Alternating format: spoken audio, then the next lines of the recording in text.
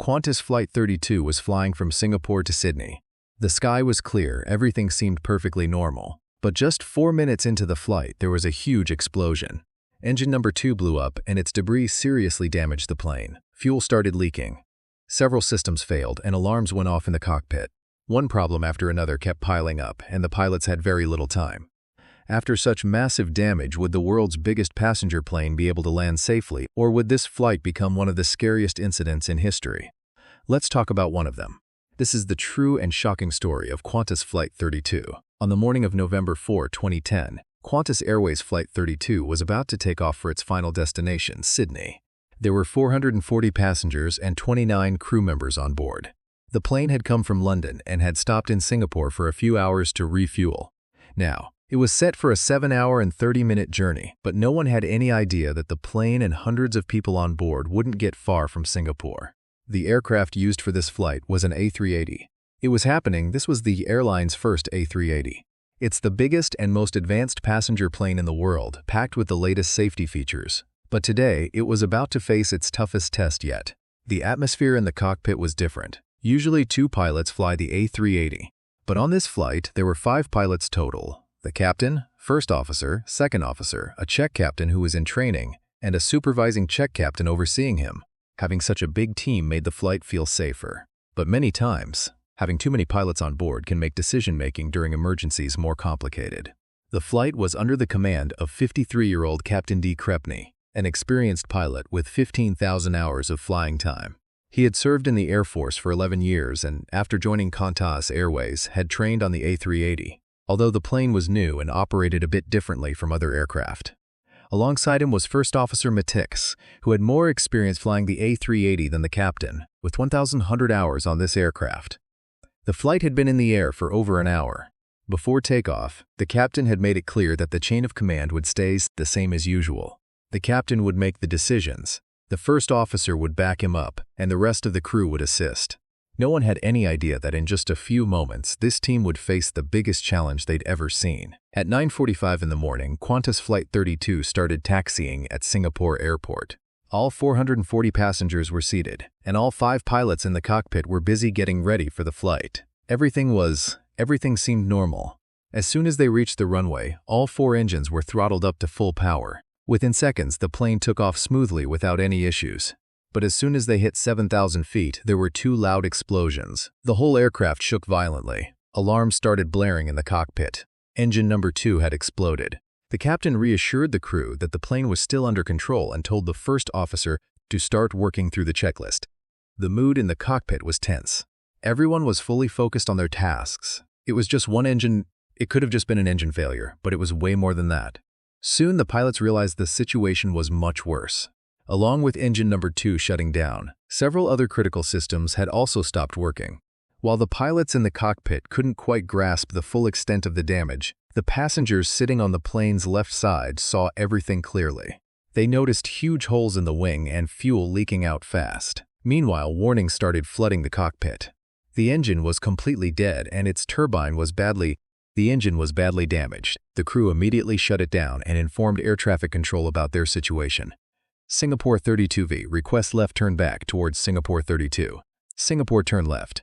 Their biggest worry was the risk of fire. Sparks could ignite anywhere in the engine, so the pilots activated one of the engine's 2 fire extinguishers. But nothing happened. There was no sign the system worked. They tried again but got the same result. Now the situation was even more serious. After the explosion, things were tense. Things started getting worse fast. The engine's fire suppression system had failed. And the biggest worry was that jet fuel was leaking non-stop through holes in the wing, spreading near the engine. If even a single spark flew, it wouldn't just be an engine failure. It could turn into a massive explosion. The pilots had very few options left. Meanwhile, the residents of Bottom Island saw large metal pieces falling from the sky. People on the ground noticed the Qantas logo on these pieces, and rumors started spreading that a plane had crashed. News channels, breaking news flashed instantly, and before anyone knew it, Qantas shares started to plummet. But the pilots sitting in the cockpit had no idea about any of this. For them, there was only one thing that mattered: making a safe landing in Singapore, no matter what. The cockpit was filled with the loud blaring of alarms. The screens were flooded with warnings. In just a few seconds, over 100 system failure messages popped up. The first officer started going through the checklist. This was the most serious technical failure in the history of the A380. Qantas headquarters was alerted. They kept trying to get in touch, but couldn't reach the pilots. The first officer and the rest of the crew had already pushed beyond their limits. Every second counted. Now they had to figure out which warning was the most serious and which alerts were better off ignored. One wrong move and everything could be over. Even after engine number 2 failed, the crisis wasn't over. Things had actually gotten worse. The other 3 engines were also struggling with various issues. Engines 1 and 4 were in degraded mode, so their data wasn't available, and engine number 3 alternate modes had kicked in, none of which were fully reliable. The pilots realized that things might be slipping out of their control. If another engine failed, reaching Singapore could become impossible. They had only 2 options now, either turn back to Singapore immediately and risk landing, or spend some more time over the ocean trying to fix the system issues. But both choices were risky. Staying in the air too long could drain the leaking fuel, and the hydraulic system might give out. The power could have cut out too. But if they had landed without being fully prepared, there was no telling if the plane would stay under control at low altitude and slow speed. Tension in the cockpit was ramping up with every second. Every warning was a harsh reminder to the pilots that there was no room for error. They had to make a decision right away because time was slipping through their fingers fast. The stress in the cockpit was at its peak. The pilots were trying to process over 100 warning messages, but each alert only made the situation more complicated. The biggest worry was the flaps, brakes, and landing gear were all checked. If any one of these failed, the landing could be dangerous. The captain decided that heading back to Singapore right away would be too hasty. The plane was still under control and there was enough fuel, so it was important to first check all the warnings and systems. The pilots informed air traffic control that they needed at least 30 minutes and asked for permission to enter a holding pattern near Singapore. ATC agreed. Their first priority was to figure out the plane's actual condition and find the safest way to proceed. How to get back to Singapore. The question now was whether the plane was ready to land or if things were about to get worse. The pilots reassured the passengers that they were trained to handle situations like this. But the truth was, they hadn't been trained for something exactly like this. Metal fragments from the engine had damaged several critical systems on the plane, and the pilots were trying to figure out which systems were still working and which had completely failed. Then they spotted another serious problem, the plane's brakes, and the system controlling the landing gear had already failed. This meant slowing down the plane during landing could be extremely difficult. On top of that, one engine was already out, and now the braking system wasn't working properly either. If the brakes and landing gear didn't cooperate, the plane would have to land at high speed, making it almost impossible to stop on the runway. The biggest risk was that if one more engine failed, things could get completely out of control. The pilots had to make a decision, and fast, because the passing seconds were bringing the plane closer, either to a safe landing or another disaster. Even on a modern plane like the Airbus A380, there are limits to the instruments, and they can't give pilots every piece of information. So, the pilots decided to check the damage themselves. The second officer left the cockpit and went into the passenger cabin to investigate. As he was walking through the upper deck, a passenger, who happened to be a Qantas pilot himself, pointed to the screen in front of his seat. It clearly showed fuel leaking from under the engine, along with the engine number. The back part of the 2 engines was completely blown off. They immediately rushed back to the cockpit and informed the pilots. When the pilots realized that such a huge amount of fuel was leaking, they decided not to transfer any more fuel into the leaking tank, even though the system was telling them to do so.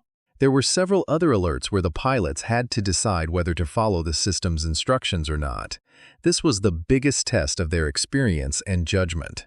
The eyes of 440 passengers were fixed on this plane, heading toward an unknown destination. Just this, hoping the pilot would make the right call. Usually, they reduce fuel before landing to make the plane lighter, but this time, that was impossible. The explosion had messed up the fuel management system, so the plane was now 50 tons heavier, making landing an extremely risky move. Even bigger trouble was the fuel leak from the left wing. Because of that side had become 10 tons lighter, throwing off the plane's balance. Every alert, every system failure was throwing a new challenge at the pilots. After nearly an hour of intense effort, the crew, finally, they fully understood the situation.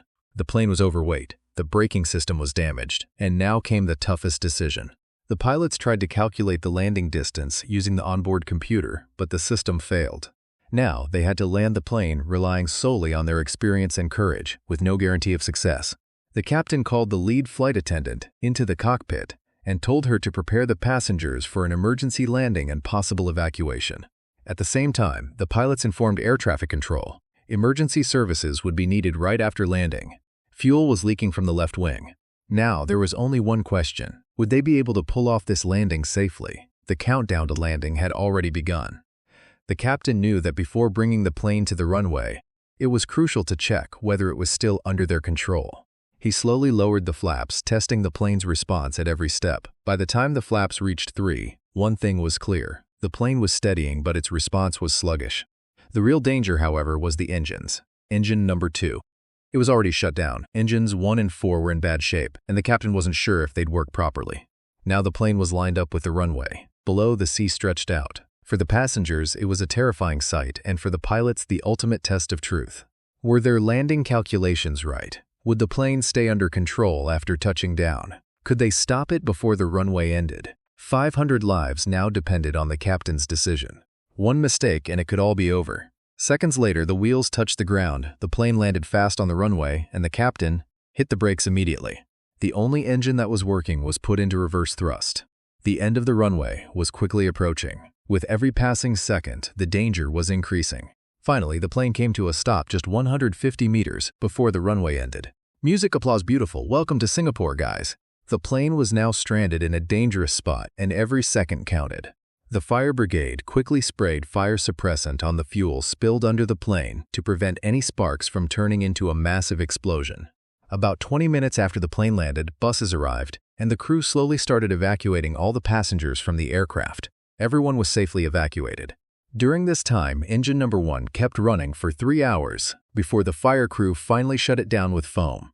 Amazingly, not a single passenger or crew member got hurt throughout the whole incident. The flight crew's quick thinking and teamwork turned a potential disaster into a miraculous landing. Experts have called it one of the finest displays of airmanship in aviation history. Captain Richard de Crespigny was honored with the Order of Australia for his bravery. But the real question still remained about the new plane with its impressive record. How did such a terrible accident happen? The investigation revealed that there was a crack in the engine pipe, which caused oil to leak on hot parts and catch fire, leading to a crucial part of the engine bursting. Luckily, these fragments didn't reach the passenger cabin. Otherwise, the accident could have been even worse. The investigation found that this crack was due to a minor manufacturing defect by Rolls-Royce. When other planes were checked, it was discovered that this problem existed in many A380 engines. Seeing the risk, all A380 engines were replaced. After the fix, nothing like that ever happened again. After the incident, Qantas Airlines spent crores repairing the plane and got it back in service. Even today, this plane is still flying high in the skies.